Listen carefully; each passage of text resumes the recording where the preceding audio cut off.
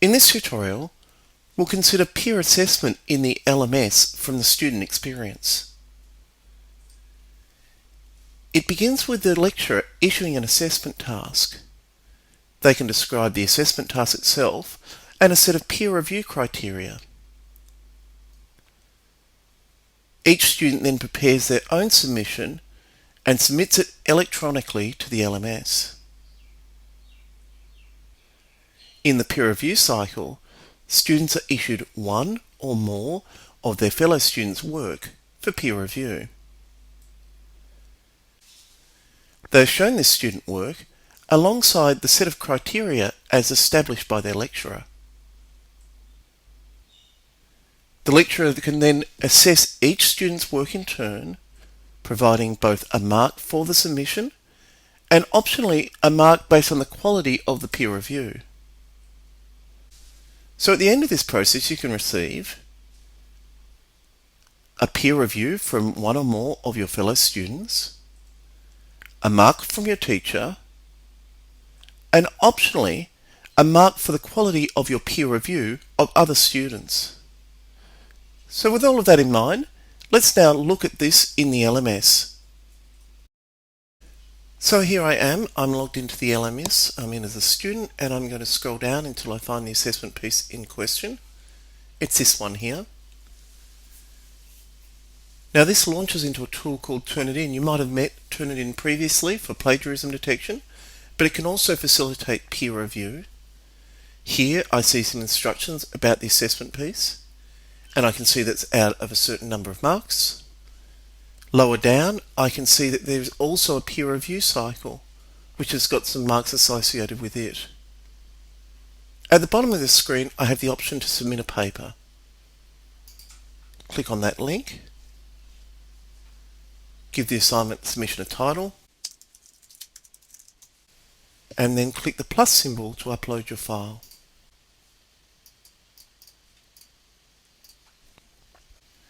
Once you've uploaded the file, read and approve the little box here, and then click Add Submission.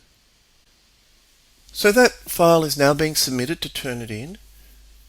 I'll pause the recording at this point and we'll roll the clock forward to see what happens in the peer review cycle.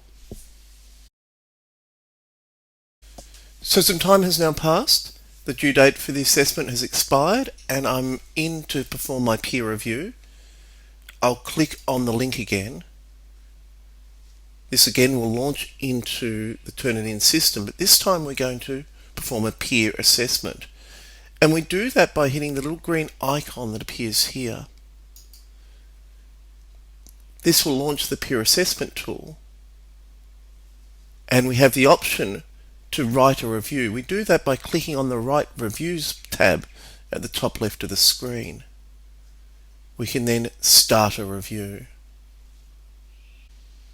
Here we can see the assessment submission from a fellow student alongside the peer review criteria established by our lecturer. We can use these criteria to provide our peer review.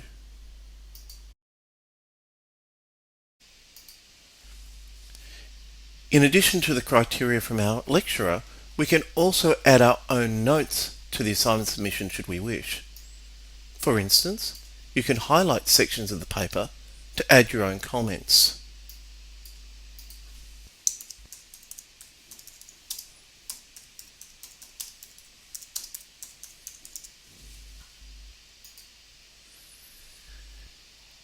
Once you are happy with your review, you can click the Submit button to save that. That review will then become available first to your lecturer and ultimately to the student whose review you have performed. Let's now jump forward again to look at the results that come back to you as a student, including the peer review from your colleagues.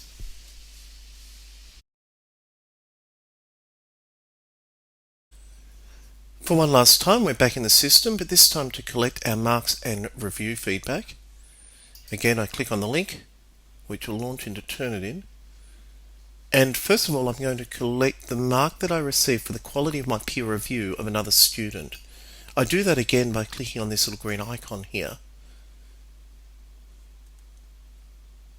where it will list my feedback, and the grade that I received for that, in this case 9 out of 10. Now let's turn our attention to our own assessment piece. I can see that I've received a grade of 85 for that, and to get more detail I can click on the little pen symbol here.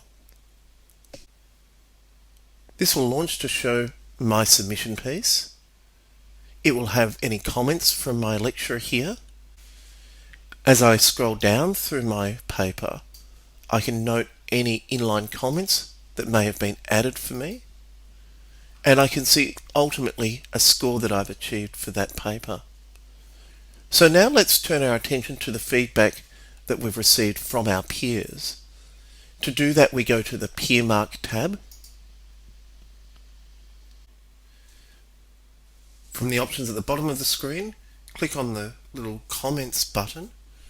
This will now show the various questions as posed by the lecturer and the review responses as provided by a fellow student. In addition to that, as we scroll through this document now, any comments that might have been placed here are the comments that have been provided by that student reviewer. So that concludes this tutorial on peer review. I hope you find it a useful and empowering assessment feature.